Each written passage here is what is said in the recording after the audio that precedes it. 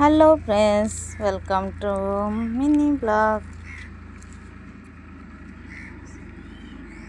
पखाल भात को बैगण पोड़ा, टमाटो पोड़ा, सुकुआ आउ पियाज, रसुण, कंचा लंका दलिकी ताको मिक्स करा होची।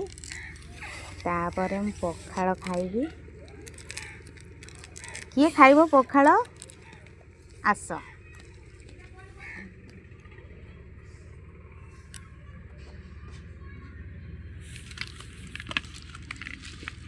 आपण मान क्या पखाल बहुत भल लगे मत टे कमेंट करी कहिबे। मत तो प्राय पखाल भल लगे।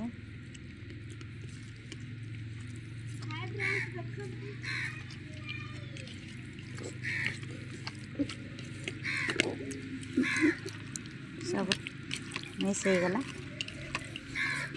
वाओ, पखाल को जिनस बहुत टेस्टी।